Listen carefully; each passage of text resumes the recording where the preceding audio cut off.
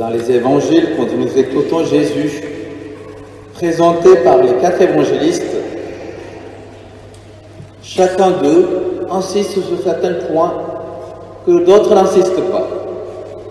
C'est le même événement, c'est la même parole, mais inspirée par Dieu, l'Esprit Saint, et aussi de leur propre réflexion, ils se disent « je vais parler de ça, mais je ne vais pas parler de ça ».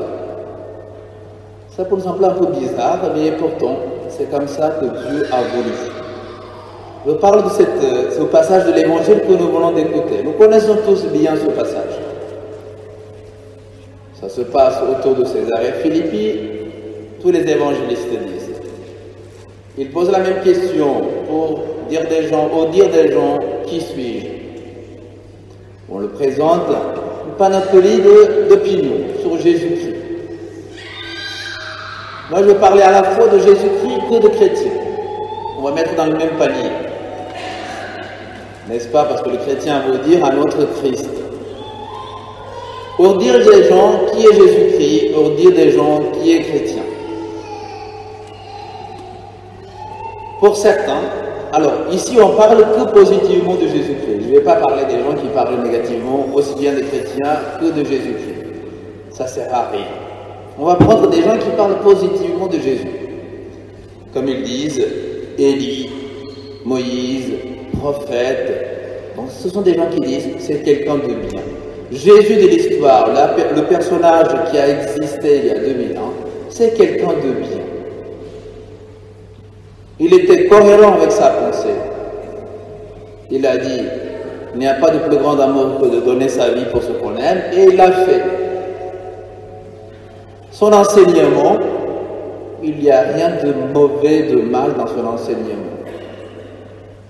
On ne peut pas trouver de mal dans l'enseignement de Jésus-Christ. Il n'a pas fait de mal. Il n'a pas dit de mal. Il n'a fait que de bien. Comme on dit dans des passages de l'Évangile, partout il allait en faisant le bien. Et on peut dire la même chose de chrétiens, au moins de certains chrétiens. Oui, ce sont des gens de bien.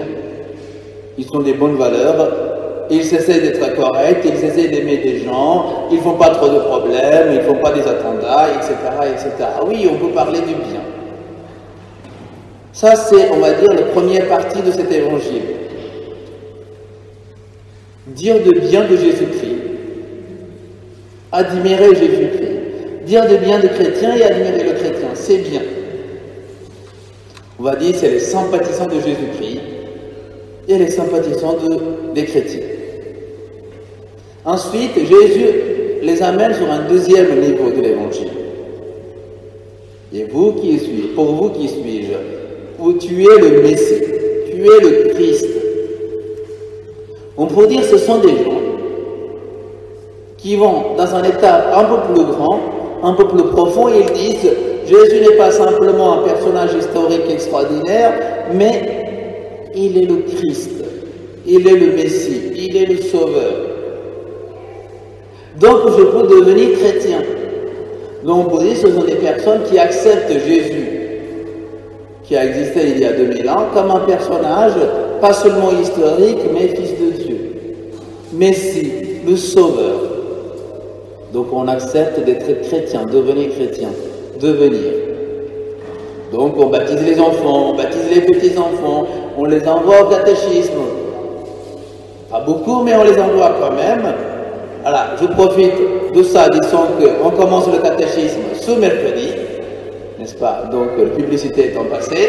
Donc je vous invite de venir ce mercredi, envoyer vos enfants et vos petits-enfants au catéchisme. Même s'ils ne sont pas inscrits, c'est pas grave, vous pouvez les inscrire ce jour-ci, le mercredi. Donc, on les envoie autant que possible au catéchisme, donc on essaye d'avoir un minimum, n'est-ce pas? On va dire, alors, ce sont des chrétiens d'appartenance, comme diraient certains. On est croyants de père en fils, on a baptisé nos enfants, donc on a une certaine appartenance à l'église catholique, on se dit croyant, c'est bien. Ce qu'il y a d'extraordinaire, ça c'est la première fois peut-être dans l'évangile, peut-être la seule fois dans les évangiles, Jésus dit à ses apôtres, je vais le lire, il leur défendit vivement de parler de lui à personne. Jésus dit, je vous interdis de parler de moi aux autres. Et c'est bizarre quand même. C'est justement ce type de foi, d'appartenance, de chrétien, de nom, qui est juste, nous sommes baptisés, donc nous sommes chrétiens. Jésus dit, ne parlez pas de moi, s'il vous plaît. Vous n'allez pas faire de bien en parlant de moi, en disant je suis chrétien, donc etc., etc. Donc Jésus dit à ces gens-là, s'il vous plaît, parlez pas de moi. Ça ne sert à rien. Si c'est juste une question de religion, de l'appartenance, de baptême, et pas plus que ça, que de nom, ne parlez pas de moi. Et ensuite, mais par contre, il y a un passage que saint Marc exprès a enlevé. Quand saint Pierre dit, tu es le Messie, fils de Dieu vivant, Jésus va prendre la parole, heureux es-tu Simon, fils de Jonas, ce n'est pas le chair et le sang qui t'ont révélé cela, c'est mon Père qui est aux cieux, et moi je te dis, tu es Pierre.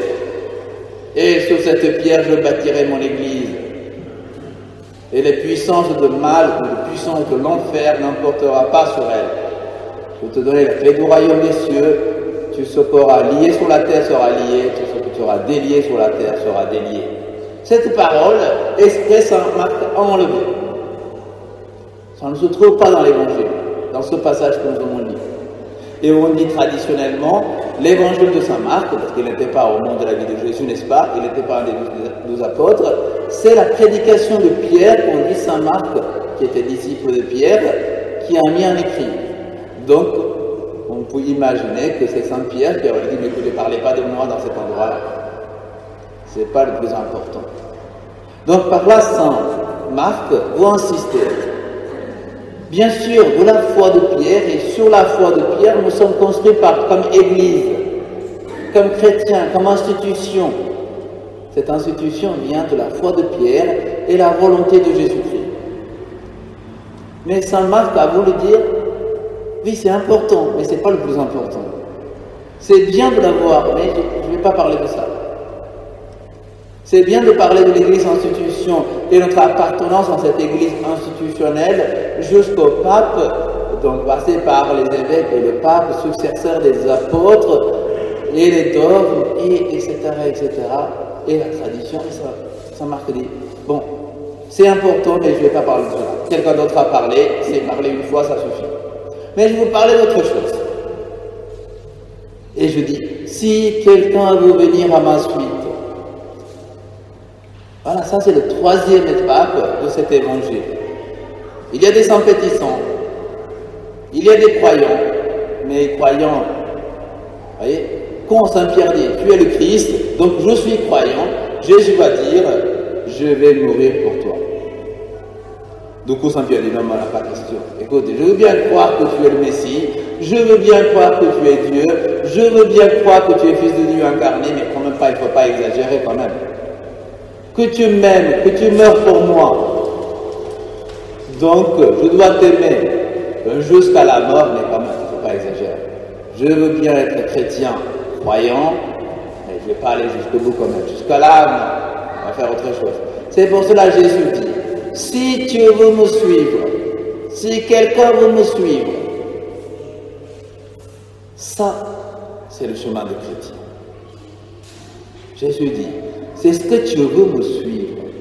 Oui, tu fais partie d'une institution, tu fais partie d'une religion, tu fais partie de l'Église que j'ai fondée sur la foi de cet homme, Pierre, et que je te donne la grâce, je vous donne des sacrements, je suis là pour toi. On a des églises, on a des sacrements, on a des prêtres, on a des évêques, on a des papes, on a tout. Mais le Christ dit, mais est-ce que tu veux me suivre? Si quelqu'un veut me suivre, mais c'est là la question. Et c'est ce que saint Jacques, dans la deuxième lecture, dit, mettez la foi en pratique. Bon, on a classifié les chrétiens entre pratiquants et non pratiquants. Je ne suis pas très d'accord avec cette classification. Toute classification est mauvaise, bien sûr, c'est trop facile. C'est comme dit ici, il y a des motards et des non-motards. N'est-ce pas? Il y a des chauffeurs et des non-chauffeurs. Non, c'est pas juste. Il n'y a pas de pratiquants et non pratiquants. Les choses ne sont pas aussi faciles que ça, nous savons très bien. Surtout si on a classifié les pratiquants par ceux qui viennent à la messe le dimanche. Parce que la foi ne pratique pas que par la messe le dimanche. Nous savons très bien. Si quelqu'un vient à la messe le dimanche, on dit que c'est un chrétien pratiquant, c'est limiter la foi à une heure par semaine. Et ce n'est pas juste, nous savons très bien. Mais Saint Jacques dit, mettez la foi en pratique. Suivez Jésus-Christ.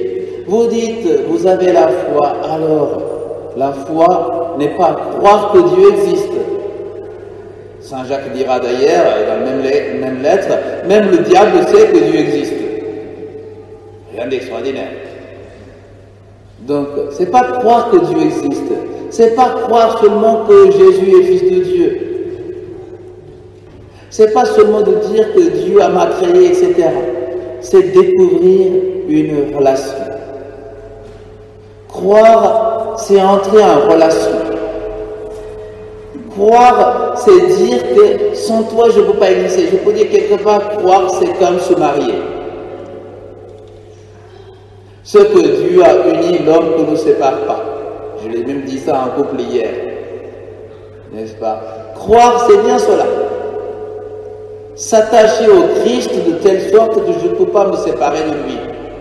On disait le Christ est le mari, l'Église est la femme, ou le croyant est la femme. Et ce que Dieu a uni, que l'homme ne sépare pas. D'ailleurs, c'est pour cela que le mariage est un sacrement, on dit, c'est le sacrement de le lien qui existe entre l'Église et le Christ. Le Christ étant l'homme, l'Église, pour chacun de notre âme, c'est la femme en question. Donc la foi, ou croire, c'est une relation. Et c'est là que Jésus dit, si tu veux venir derrière moi, est-ce que tu veux venir derrière moi? Est-ce que tu veux passer ta vie avec moi? C'est bien cela la foi. Et ensuite, dans cette vie commune avec Jésus-Christ, je découvrirai ce que je devais faire. Comme œuvre, dira Saint Jacques. Je découvrirai qu'est-ce que je dois faire pour vivre de cette amitié, de cette relation avec Jésus-Christ. Je terminerai, c'est pour cela Saint Augustin a dit, aime Dieu et fais ce que tu veux. Je vais comme cela. Bien sûr, nous savons très bien, quand on aime Dieu, on ne va pas faire n'importe quoi. Parce qu'en aimant Dieu, en mettant en relation avec lui, nous savons ce que nous devons faire. Alors demandons cette grâce au début de cette année, pour que notre paroisse, chacun de nous, individuellement et en paroisse, en famille de Dieu, nous devenons vraiment disciples de Jésus-Christ. Et par là, nous rendrons à notre ville, à notre monde, un témoignage beaucoup plus grand de l'amour de Jésus pour ce monde. Amen.